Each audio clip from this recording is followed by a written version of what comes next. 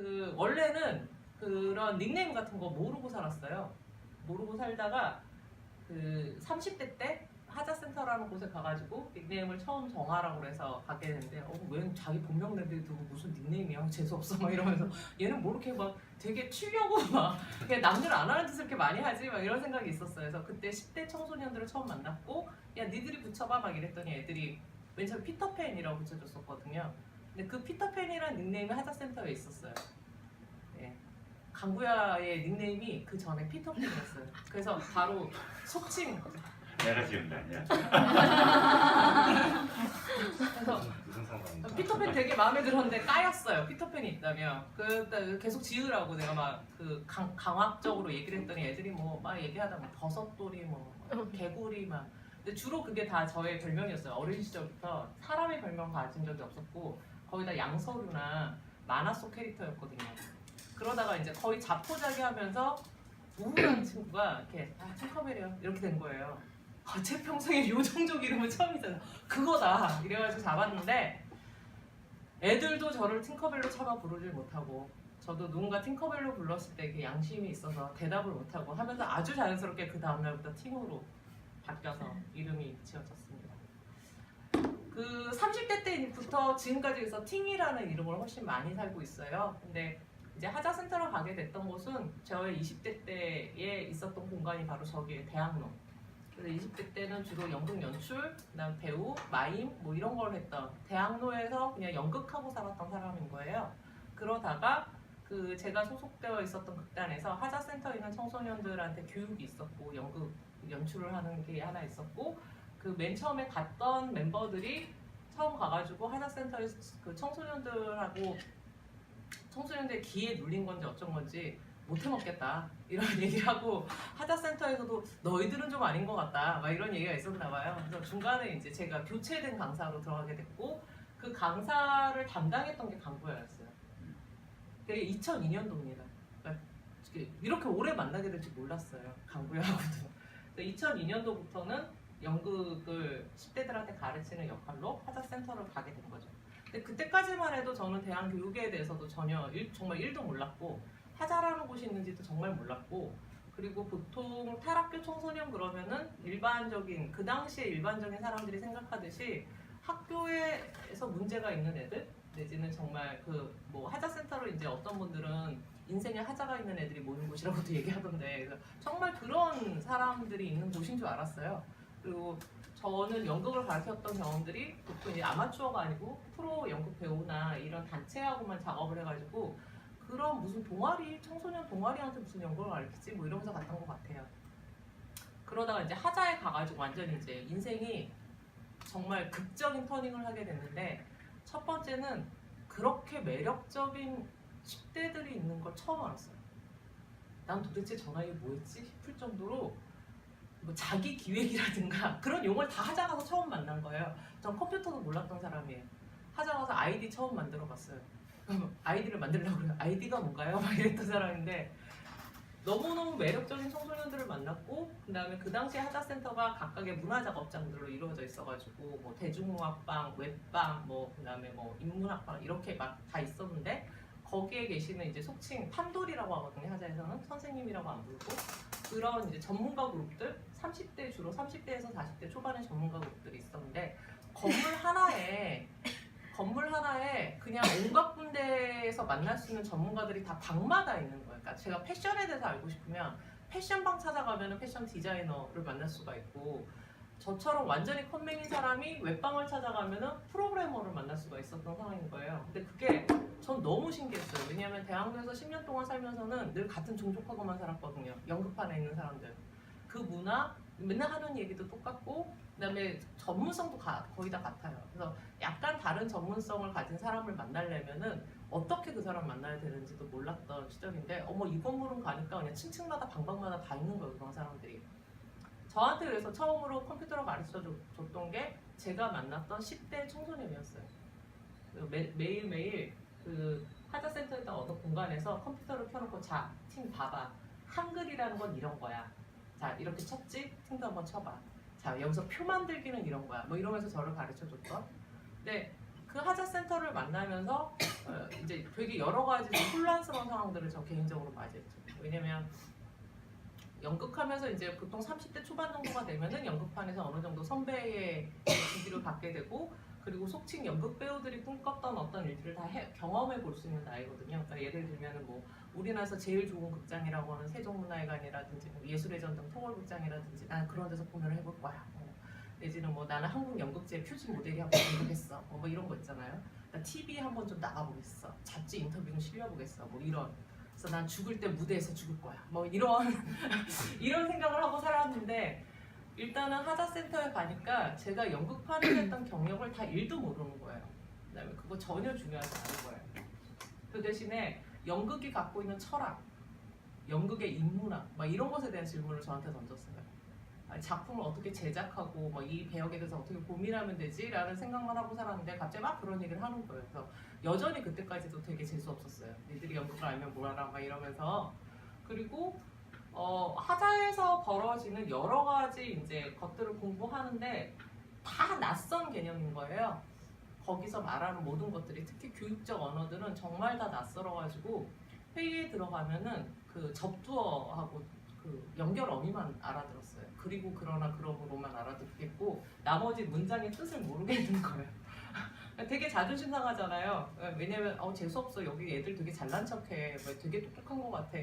약간의 그런 그 주눅든 사람이 갖는 어떤 공격성으로 무장을 하고 딱 가 있는데, 간데 심지어 그들이 하는 말을 나는 못 알아듣겠고 똑같은 한국말을 하는데, 그래서 그 다음부터 회의에 들어가면 몰래 이렇게 메모를 하기 시작했어요. 처음 듣는 단어를 이렇게 다 적어놓는 거예요. 그러고 난 다음에 딱 회의자에서 다 네, 저도 비슷한 생각입니다. 막 이러고 있다가 딱 나오면 잽싸게 이제 막 검색해가지고 그 말이 뭔지, 지금 거기 나와서 그 사람이 누군지, 거기서 말하는 그 용어가 어떤 용어인지 막 그런 것들 굉장히 공부했던 것 같아요. 그러면서 사실 이제 연극판에서 갖고 있었던 제 개인적인 어떤 고민 같은 것들이 좀 풀리는 계기가 됐어요. 하나는 뭐였냐면, 왜 연극하는 사람들은 이렇게 열심히 사는데 먹고 사는 게 늘 힘들지? 라는 게 저한테 있었어요. 그리고 많은 사람들이 너희는 하고 싶은 일을 하면서 사니까 그 정도 힘든 건 당연하지 않아? 라고 하는 말이 여전히 재수없었어요. 왜 하고 싶은 일을 한다고 해가지고 어떤 걸 희생하거나 헌신해야 되지? 라는 게 이제 저한테 굉장히 좀 크게 있었고, 20대 때 초반에 만났던 일명 이제 대학로에서 선배, 선생님이라고 불리는 분들이 하고 있었던 고민들이 20대 때는 되게 거창하고 멋있어 보였는데, 어느덧 제가 30대 초반이 되니까 10년이 넘어도 여전히 늘 같은 얘기를 되풀이하고 있는 것에 대해서 좀 이상하더라고요. 왜 늘 같은 고민만 하고 있지? 왜 항상 끝나고 나면은 늘 술자리에 가가지고 예술이 어떻고 삶이 어떻고 이런 얘기만 하고 있지, 그 시간에 집에 가서 잠을 자고 내일 나와서 더 좋은 컨디션으로 연습을 좀 하지 뭐 막 이런 생각을. 근데 어찌됐건 간에 저도 똑같은 연극판에 있었던 사람이었기 때문에 연극을 하기 위해서는 이러이러한 이제 알바를 좀 하게 할 수밖에 없었어요. 되게 이상한 알바를 했는데, 그 치과에서 3년 정도 무면허 치유위생사로 일을 했었고요. 그러니까 접수대 선배 오빠가 개원을 해가지고 접수 봐주라고. 근데 보수가 괜찮은 거예요. 간호사복을 입어야 되잖아요. 일단은 병원에 가니까 접수대에 앉아도. 근데 보통 치과가 여러분들 다 아시다시피 절대로 의사한테 뭔가 질문을 할 수 없어요. 입을 늘 벌리고 있잖아요. 그러니까 이 모든 환자들이 접수대에 오면은 질문을 해요. 제가 뭐 이거 이를 갖다 어떻게 더 치료를 하면 되나는 등, 무슨 보철을 어떻게 하면 되냐는 등, 막 이런 걸. 근데 또 저의 이 늘 항상 가슴속 깊은 곳에는 저의 학습의 동기 중에 가장 강력한 게 잘난 척하는 거거든요. 그래서 여전히 거기서도 하자에서 있었던 네, 제가 여쭤볼게요. 이런 다음에 집에 가서 치위생사 언니한테 이제 책을 빌려가지고 막 공부를 했어요. 이론적으로 이제 무장을 한 거죠. 그래서 겁나 이제 막 접수대에서 연극 배우에 그러니까 치과 간호사의 역할을 연기한 거예요. 너무 준비된 간호사인 거예요. 그렇게 되니까 말을 너무 잘하고 막 얘가 아는 게 너무 많고, 그 아기부터 어르신까지 다 오는데 병원이란 곳이 항상 아픈 사람들이 오거든요. 그러니까 상태가 다 안 좋으세요. 뭔가 다 짜증나 있고 불편하고 이런 분들이 오세요. 근데 막 그런 분들하고 이제 잘 지내고 이러니까 이제 그 원장이 제 위에 있었던 위생사 언니를 자르고 제 밑에 간호조무사 2명을 붙여서 저를 3년을 붙잡아 놨었어요. 뭐 저걸 하고 있었고, 그다음에 이제 대학로에서 연극 작업을 하면 보통 한 달씩 공연을 하니까 출근을 못 하잖아요. 그렇게 되면.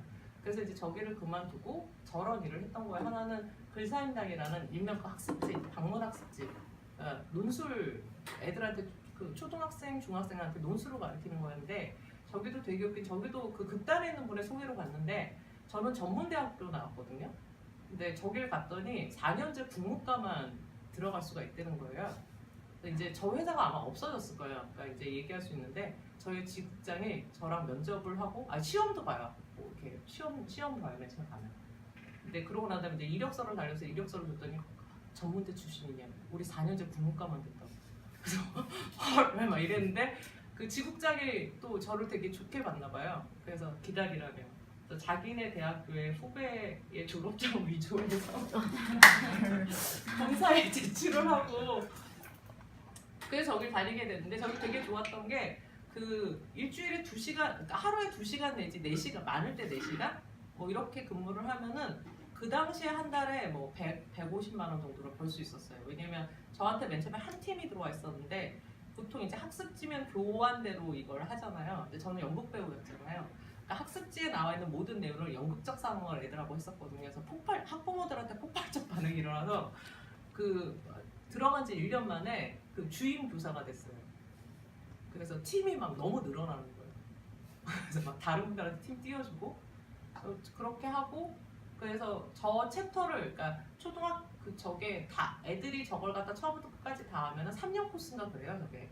그래서 제가 1학년 때 만났던 친구들이 이제 4학년 초가 됐을 때 얘네들이 그 챕터를 다 했을 때 이제 그만두고 그러고 난 다음에는 남대문 도매시장에서 그러니까 낮 시간에 이제 계속 그 연극하고 연습하고 이래야 돼가지고 안 되겠다 싶어가지고 그 다음에 남대문 도매시장에서 1년 동안 옷 장사를 했었어요. 언니랑 있는데 1년 만에 다 말아먹었고요. 큰 깨달음을 얻었죠. 이 도매시장에서 히트친 상품을 얼마나 빠르게 옆가게가 카피해내는지에 대한 학습을 아주 철저히 했던 것 같고 그리고 주거래 고객처들 하고 굉장히 이제 인간적으로 신의로 맺었던 것들이 저게 짜랐구나 그냥 돈의 논리로 다 따라가는 곳이구나 라는 걸 1년 동안 굉장히 배웠던 곳이기도 해요.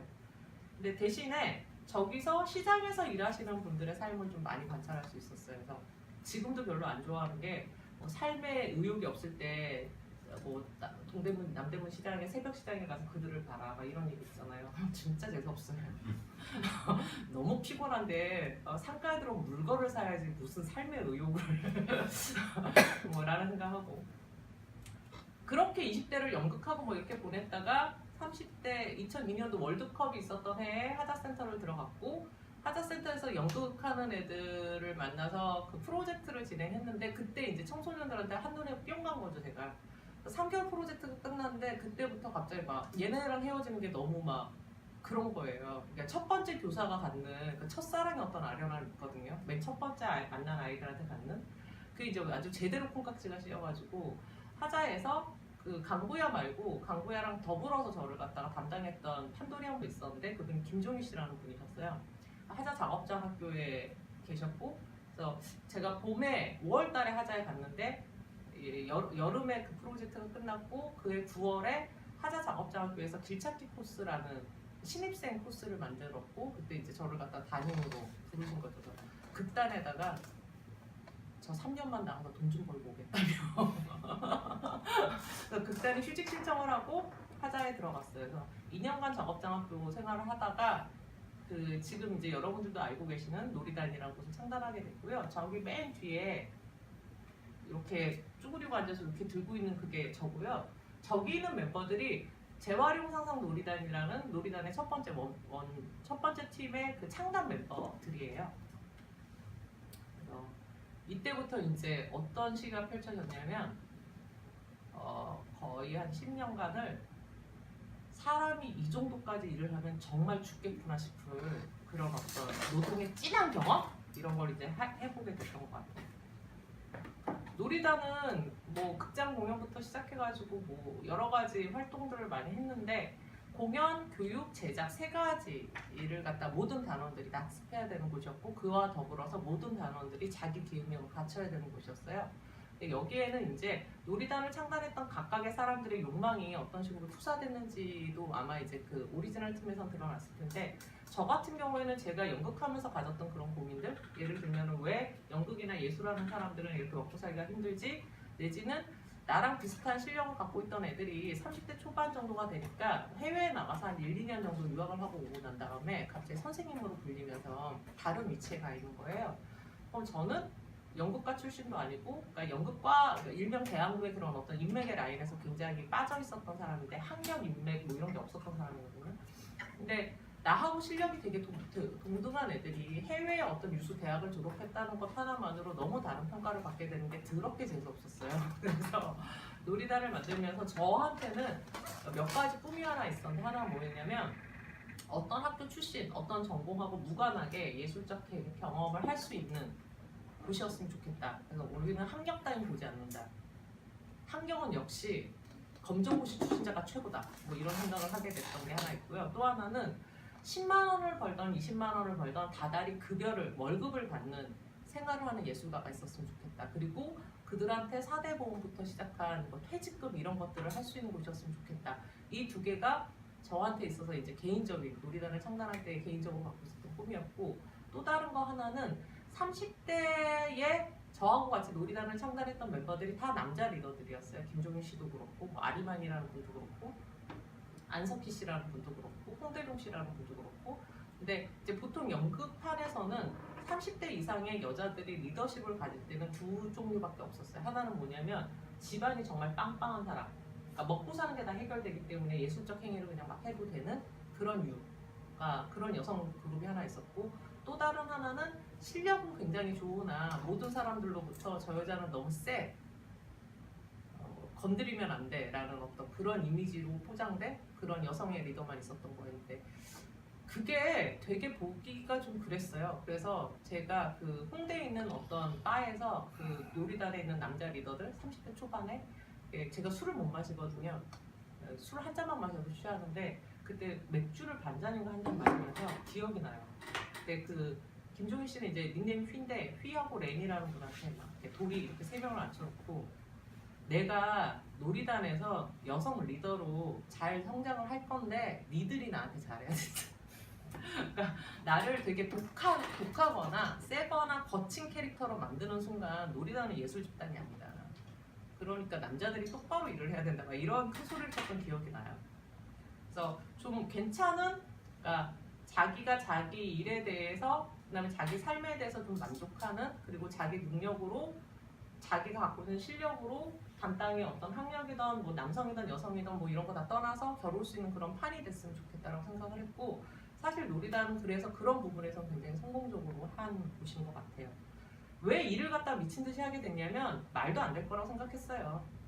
뭐 어떻게 배우들이 이렇게 급여를 받고 살고, 그리고 그 우리나라에서 이제 연극이든 저런 음악이든 하면 굉장히 아기 때부터 아주 코스업을 쫙 거쳐가지고 그 예고 나오고 예대 나오고, 그다음에 그 적절한 이제 전문가 수업 받고 이런 예능인으로서의 삶만 있었던지라 놀이단이 그게 가능하겠나? 라는 생각을 했는데, 너무 되는 거예요. 그러니까 뭐냐면 이게 될까 하고 해보면 되는 거예요. 또 이게 될까 하고 해보면 되는 거예요. 한 3년 정도를 하고 났더니 전국을 놀이단에 휩쓸었어요. 유수한 아트 마켓에 다 나가게 되고, 웬만한 큰 문화예술 교육판에 다 나가 진출하게 되고, 우리가 먼저 접촉하지 않는데 해외 공연을 하게 되고, 그러니까 한국에 있었던 다른 이제 공연팀이나 교육팀들이 그제서야 놀이단에 대해서 너희 도대체 뭐지? 라고 이제 평가를 하게 됐던 것 같아요. 그러니까 너무너무 사실 일하는 게 재밌었어요. 농담이 아니고요. 진짜 잠자는 시간이 아까웠어요. 저도 제가 그렇게 생각할 수 있냐고 놀라웠는데, 와, 이걸 1시간만 더 하면 이 부분을 갖다가 더 세밀하게 할 수 있을 것 같은 거예요. 근데 너무 졸려가지고 도저히 잠을 못 이겨서 이제 자고 일어나면 막 그게 너무 아까운 거예요. 눈앞에 빤히 그 일이 보이는데 시간이 없어서 그걸 놓치고 가니까. 그래서 그냥 정말 미친 듯이 그 일들을 갖다 계속 했던 것 같아요. 그래서 하다 보니까 총 4개의 공연팀을 운영하게 됐었고, 그 다음에 그 공연팀들 멤버가 전체가 다 교육자였기 때문에 워크숍 센터의 컨텐츠나 그런 단어들을 갖다 훈련시키는 것들을 하게 됐었고, 그러면서 이제 다른 교육이나 팀장 교육 같은 것들을 같이 하게 됐었어요. 그때 만난 애들이 놀이단을 한참 하다가 놀이단이 이제 또 다른 팀하고 결합을 하는 데서 이제 리더로 오셔가지고 그때 다시 대표로 우타를 만나 뵙게 됐고, 흥미로웠던 게 이렇게 놀이단을 하면서 내가 그냥 연극하는 사람으로 살았으면 한 번도 평생에 만나지 못했을 것 같은 사람들을 너무 많이 만나는 거예요. 너무너무 많이. 그러니까 뭐 계층으로 따지면, 그러니까 나이로 따지면 정말 베이비 워크숍부터 다 있거든요. 그러니까 아기부터 시니어까지를 다 만나게 되고, 뭐 교육으로 따지면 학생서부터 장학관, 교육부에 있는 사람들까지를 다 만나게 되고, 기업으로 따지면 비영리 단체에서부터 뭐 유명하다는 삼성 뭐 이런 대기업까지를 다 만나게 되고, 그러니까 이게 막 횡으로 종으로 다 연결이 돼 버리니까 사고가 계속 달라지게 되는 게, 예를 들면 이제 공무원에 대해서 어떤 부정적인 인식이 저도 있었단 말이죠. 그러다가 공무원하고 같이 만나는 일을 해보게 돼요. 그러니까 공무원의 시선 안에서 다시 우리가 하는 일을 관찰하게 되기도 하고, 그 공무원들을 또 만나게 되는 상급자들을 만나서 보게 되기도 하고, 그러니까 이게 어떻게 되냐면 내가 보는 시점과 관점에 따라서 똑같은 상황이 굉장히 다르게 이제 편집돼가지고 학습되는 효과 같은 것들이 있었던 거죠. 두 가지가 좀 있었는데, 하나는 아무한테도 욕을 못 하겠다가 있었어요. 그러니까 욕을 못 하겠는 거예요. 막상 이제 그쪽 판으로 이제 보니까 이해가 되기 시작하는 거야. 왜 그랬는지, 왜 이렇게밖에 안 됐는지, 내지는 왜 이런 것이 그렇게 됐는지가 막 이해가 되니까, 강 건너편에서 예를 들면 강 건너편에서 이쪽만 바라보는데 저기 왜 저래 이러다가 그 건너편에서 다시 이쪽을 보니까 그걸 이제 그 경험을 해버렸잖아요. 그러면 원래 있었던 자리로 오니까 예전 같으면은 그 담당자 막 이러면서 욕을 했을 텐데 이제 욕을 못 하겠는 거야. 두 번째 괴로움 뭐였냐면, 욕은 못하지만 괴로운 상으로 들지 않았어요. 그러니까 이제 가슴과 뭐 머리가 싸우는 거죠. 이해는 되나, 이해는 돼서 욕을 할 수 없으나, 그럼에도 불구하고 그것들이 이렇게 완전히 딱 수용돼가지고 넘어가지지 않는? 왜 그러지? 라고 생각하다가 내가 할 수 있는 건 뭐지? 그럼 이런 상황 안에서 하나밖에 없더라고요. 그냥 일을 되게 잘하면 되겠다 막 이런 생각이 좀 들었어요. 그러니까 그런 불편함들이 보니까 제가 갖고 있었던, 뭐 일할 때 필요한 거 아시죠? 일을 할 때 딱 세 가지가 필요하잖아요. 하나는 그 일을 하는데 필요한 지식이 있어야 되고, 그 일을 할 때 필요한 기술이 있어야 되고, 그다음에 그 일을 만나는, 그 일과 같이 하는 사람들 만나는 태도, 이렇게 세 가지가 필요하잖아요. 그러니까 지식과 기술과 태도가 이렇게 비슷한 레벨에 있을 때 사실 충돌되지 않고 일들을 갖다 해나갈 수 있는데, 기술은 되게 높은데 태도 면이 아래에 있거나, 아니면 내가 지식은 굉장히 많은데 뭐 기술 그걸 갖다 엮어내는 기술이 아래에 있거나, 이러면 불편해지기 시작하는 거거든요. 그래서 내가 왜 괴롭고 그들한테 욕하고 싶고 그게 왜 이해가 안 되지, 왜 이런 게 답답하지 하고 봤더니, 어찌 됐건 간에 저 안에서 그런 것들이 좀 이렇게 서로 다르게 성장하고 있었다는 생각이 좀 들었어요. 그래서 그 다음부터는 그런 것들을 좀 이렇게 같이 올리는, 그러니까 너희를 바꾸기에는 내가 너무 힘들 것 같은데 차라리 내가 바뀌면 나를 만나는 그들이 바뀔 거잖아요 라고 우아하게 얘기하지만, 사실은 그 당시에는 그렇게 하지 않으면 생존할 수 없었기 때문에 그러면서 이제 막 자기 실력을 키워갔던 시간이었던 것 같아요. 그 놀이단에서의 시간들이. 그래서 이제 30대는 딱 저렇게 된 거죠. 공연할 때 제일 행복했어요. 공연할 때 제일 행복했는데, 왜 공연할 때 제일 행복했냐면, 공연할 때만 다른 여러 가지 일을 하지 않고 딱 조율만 할 수 있어서 행복했어요. 보통 1시간 안에 막 4-5개 일을 혼합돼서 하거나, 아니면 진짜 화장실 오줌 쌀 시간이 없을 정도로 미팅이 많거나 막 이랬는데, 공연은 무대에 딱 올라가면 저 시간만큼은 메일도 없고 카톡도 안 올리고 급한 회의라고 나를 찾지도 않고 오로지 내 행위만 하면 되잖아요. 그래서 제일 행복했던 것 같아요. 저 당시에 놀이단의 리더그룹하고 회장들하고 모여서 회의를 하면 맨 마지막에 우리끼리 그런 얘기를 했는데, 사표를 내고 싶으나 사표 쓸 시간이 없어서 얘기를 못하겠다. 이걸 적어야 되는데 이 문장 한 2문장을 치기 전에 벌써 다른 용건들이 계속 오니까 뭐 이런 것들을 하면서 갔던 것 같아요.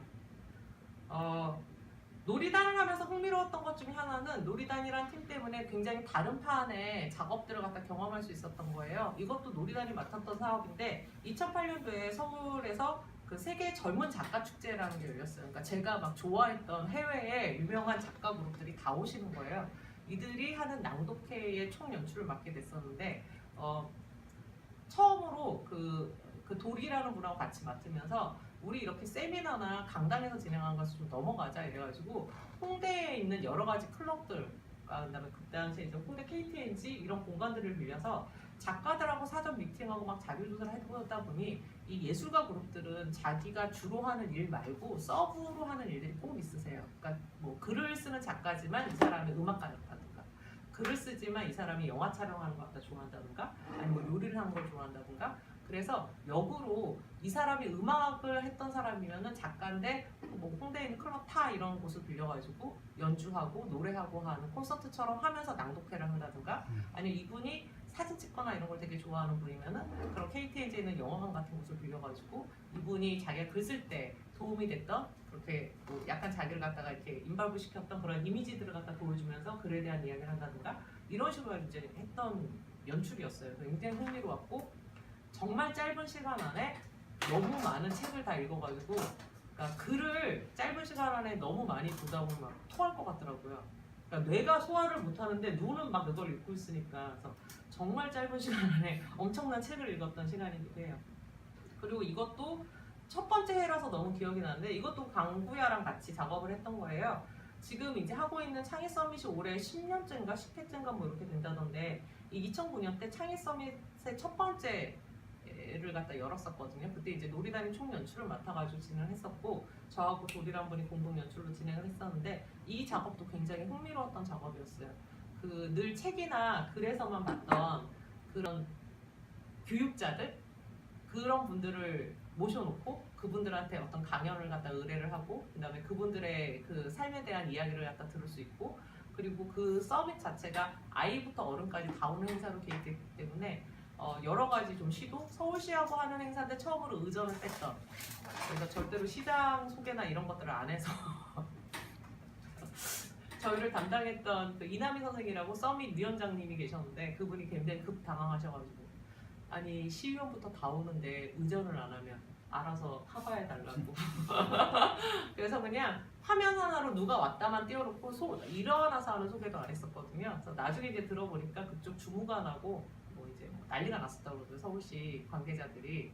그러나 행사만으로는 볼 때 아주 그 참여객들의 만족도가 높았던 왜냐면 쓸데없는 축사와 이런 것들이 다 없었기 때문에 내용 면에서는 굉장히 좋았던 행사였던 것 같아요.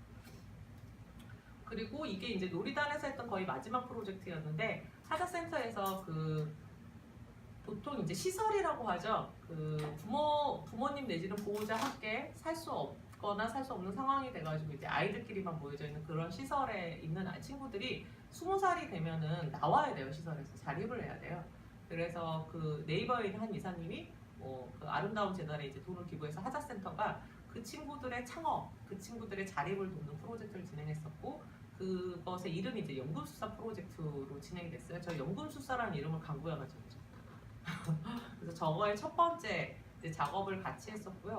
저게 지금은 소풍 가는 고향이라는 사회적 기업으로 그 같이 했었던 박진수 대표가 계속 이제 아주 훌륭하게 하고 계시는 얘기도 해요. 근데 이렇게 30대를 살고 나니까 약간 번아웃이 된 거죠. 그래서 나는 이제 정말 내년 1년은 쉬어야겠다. 근데 그때 마침 놀이단에 우리나라 이제 이주민에 대한 지금 뭐 난민 문제부터 시작해가지고 혐오 문제가 막 일어나고 있는데 그 당시에 이제 처음으로 인천공항공사에서 한국에 있는 이주민들하고 뭘 좀 해볼 수 없을까라는 제안이 놀이단에 왔고 그래서 그 이주민들로 이루어진 사회적 기업을 하나 창단해 보는 거. 근데 이 창단할 때 추진 과정을 맡아야 되는데 그 추진 과정을 누가 대표로 할 거냐라는 회의를 놀이단에서 몇 차례 한 2, 3주 회의를 해도 대표자가 나오지 않는 거예요.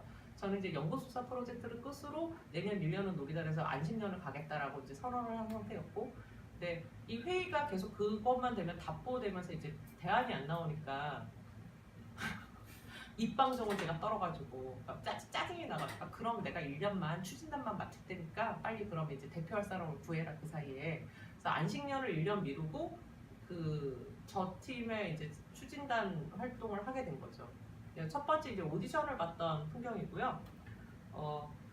그래서 창단을 하는 과정까지를 했어요. 그 창단을 하는 과정까지를 하고 나서 이제 회사 체계를 만들 때가 됐는데 생각해보니까 단원들도 다 제가 뽑았고 라인업도 다 제가 해놨고 단원 훈련 프로그램도 다 제가 했고 그러니까 갑자기 제가 빠지고 다른 사람이 대표가 되는 게 좀 웃기기도 하고 대표자 이름을 갖다가 이제 세무사 분하고 만나가지고 이제 주식회사를 갖다가 법인 설립을 해야 되니까 회의를 이렇게 다 하고 있는데 그러면 대표는 티니 하시는 거 맞죠? 라고 물어보시는 거예요. 근데 제가 그때 네라고 대답을 못했어요.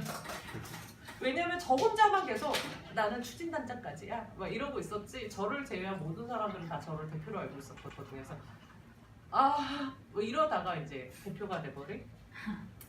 그래서 몽땅이라는 이제 12개의 나라에서 온 이주민분들하고 하는 사회적 기업을 다시 하게 됐고 이게 재작년까지의 일이에요. 그래서 6년간 신나게 이제 작업을 하고 그 6년의 시간 동안에 이 한국에 되게 여러 가지 상황이 생겼는데 그런 모든 상황과 더불어서 어떤 그 수익을 발생시키는 경영자로서의 저의 약간 미지나 기타 등등이 쌓여서 이 회사의 매출력이 계속 안 오르는 상황들이 좀 벌어진 거죠.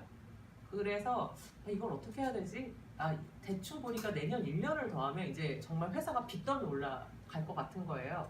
근데 이게 마침이라고 할 수 없는데 그러니까 국가적 제약이 많았어요. 뭐냐면 하나는 그 보통 저런 행사하는 팀들이 농사 짓는 거랑 똑같아서 겨울은 비수기예요.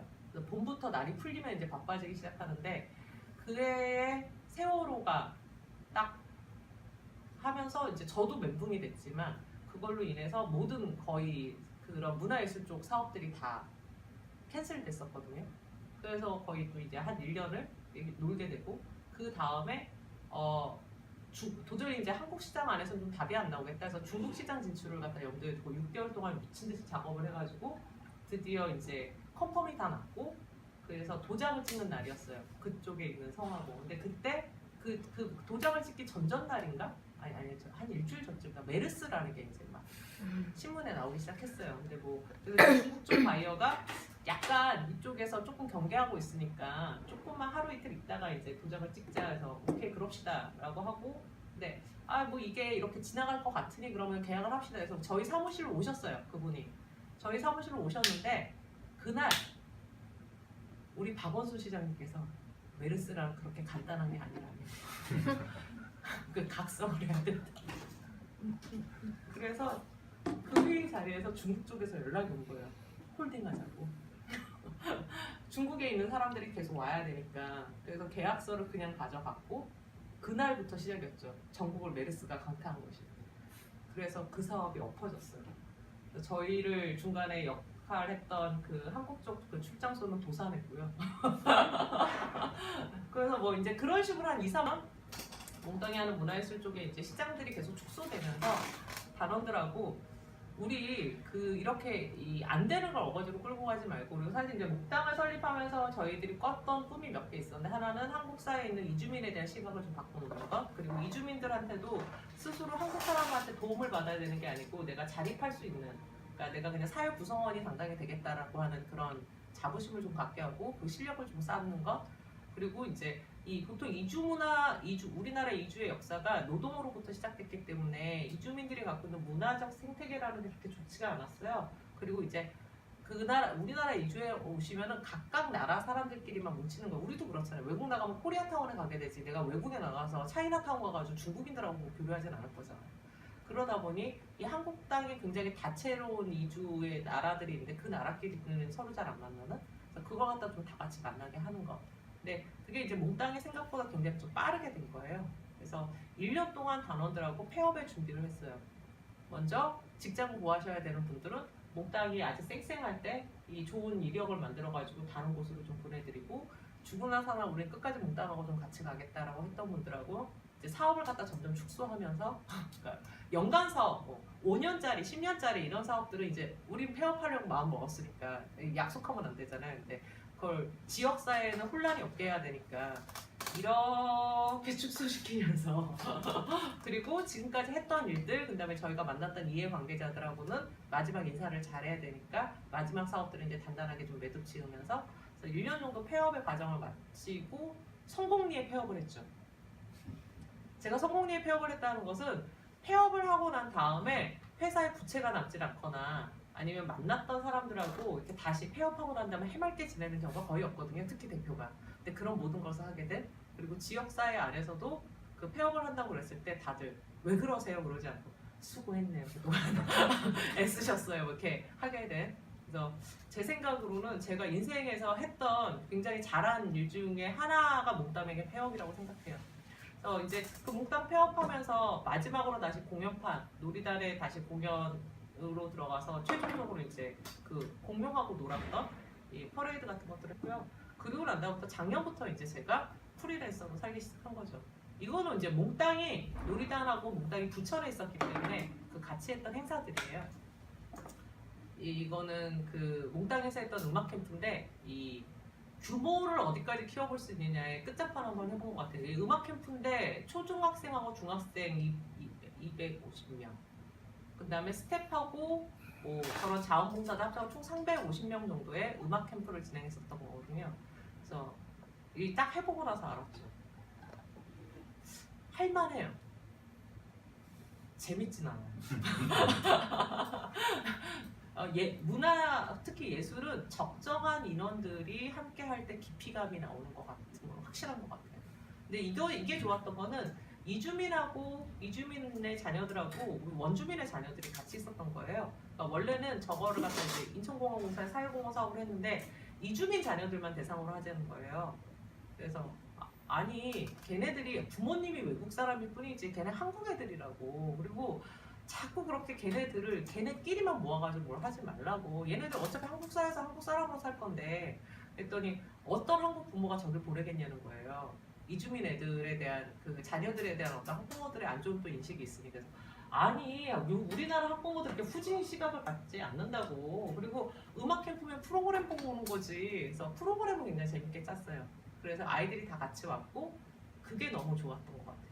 그러고 난 다음에 사실 이제 아이들은 뭐 아이들이죠. 뭐 이렇게 모이나 저렇게 모이나 말썽필거 피고 잘할 거 잘하면서 하는데 저걸 지켜본 어른들의 시각이 바뀐 게 저한테는 굉장히 좀 즐거웠던 일인 것 같아요. 아 그렇구나. 이주민의 자녀라고 따로 부를 필요가 없구나. 그냥 다 우리나라 애들이구나. 우리 애들이구나. 뭐 이랬던 게 좋았던 것 같아요. 그래서 프리랜서 내지는 백수로 이렇게 살고 있어요. 이게 지난달에 제가 했던 밥벌이들인데요. 춘천문화재단에서는 지역문화 전문인력이라는 그 문화기획자 양성하는 것에 담임 멘토를 했고요. 지금 해라라는 것은 연극인데요. 올해 상반기에 이제 연극 작업들을 좀 몇개를 했어요. 근데 지금 해라라는 공연에서 움직임 연출을 했었고, 그다음에 광주에 있는 그 ACC 아시아문화전당에서는 그 어린이 교육 콘텐츠 기획자 양성 프로그램을 했었어요. 근데 거기에 이제 심화과정에 담임 멘토를 하게 됐었고요. 부천에서 폐업한 대표를 아직도 계속 불러요. 부천 사회적경제지원센터에서 아직까지도 창업하는 것에 컨설팅으로 부르고 있는데 제가 하는 컨설팅은 주로 창업하지 말라라는 얘기거든요. 아이디어 따위 가지고 내지는 그다음에 그 뭐 창업하는 특히 사회적 경제 쪽으로 창업하는 분들이 뭐 청년들의 일자리를 제공하겠다든지 뭐 경력단절 여성들의 일자리를 제공하겠다든지라는 사회적 미션을 갖고 오신 분들이 되게 많으세요. 그럼 제가 막 웃으면서 얘기해요. 본인도 아직 취업을 못 하셨잖아요. 근데 어떻게 누굴 취업시켜요? 근데 그런 것을 할 수 있는 네, 제가 지역 사람이 아니기 때문에 지금 가평에서 살고 있거든요. 오히려 그런 일을 편하게 할 수 있는 것 같아요. 근데 그게 저는 필요하다고 봐요. 창업시키는 거는 어느 누구나 할 수 있지만 문제는 하고 나면 그 본인이 다 책임지셔야 되거든요. 그리고 이제 빛가리는 꿈이라는 것은 20대부터 지금까지 하고 있는 공연인데 저기서는 배우로 하고 있고요. 그리고 이제 여가부에서 음반 심의를 하고 있어요. 그러니까 이 음반이 19금이냐 아니냐를 가르는 음반 심의예요. 그래서 저는 이제 음반 심의라고 해서 그러면 내가 좋아하는 가수부터 시작한 모든 신보의 노래 가사를 내가 다 볼 수 있는 거예요. 근데 그건 아니고 음반 심의에 올라오는 가사들은 되게 다 신랄한 것들이에요. 섹스, 마약, 폭력 막 이런 것으로 점철된 가사를 보는 일, 뭐 이런 걸 하고 있습니다. 이거는 제가 좋아하는 키워드들이에요. 저는 여전히 노는 게 좋고 평화로운 거 좋아요. 여러 세대 만나는 것도 좋아하고요. 그래서 자유와 즐거움, 놀이, 몰입 이게 제가 보통 일을 선택할 때 가져가는 획득하는 저희 베네핏인데 자유는 뭐냐면 그러니까 반대로 생각하게 됐어요. 나를 구속시키는 게 뭔지. 그러니까 내가 돈에 대해서 구속돼? 아니면 내가 사람에 대해서 구속돼? 누구의 마음에 대해서 구속돼? 그러면은 그 구속되는 거에서 자유로우려면 어떻게 해야 되지? 하면서 하나씩 이렇게 도장 깨기를 해보고 있는 것 같아요. 만나보고 내가 정말 두려워해야 되는 대상이면은 두려워하는 거였어. 오케이. 근데 만나보고 아 이거는 나를 그렇게 부족하거나 나를 갖다가 어렵게 할 게 아니었네 하면 그 다음에 약간 조금 한 뼘 더 자유로워지고 뭐 이런 걸 하는 것 같고요. 그 모든 게 놀이처럼 될 때 제일 좋아요. 신나요. 그래서 맨 마지막에 저의 뮤즈를 소개하면서 끝을 맺도록 하겠어요. 제가 굉장히 수뇌부가 있는 사람이라서 한 번 지으면 끝장나는데요. 이 미야자키 하야오 아주 좋아해요. 그리고 주성치 넘나 사랑하지요. 그리고 20대부터 지금까지 하나의 아빠가 되신 정현철 씨, 서태지 씨 좋아하고 있습니다. 신보를 또 안 내고 있어가지고 아주. 이상으로 저희 짧은 이야기를 빨리 마치도록 하겠습니다. 감사합니다.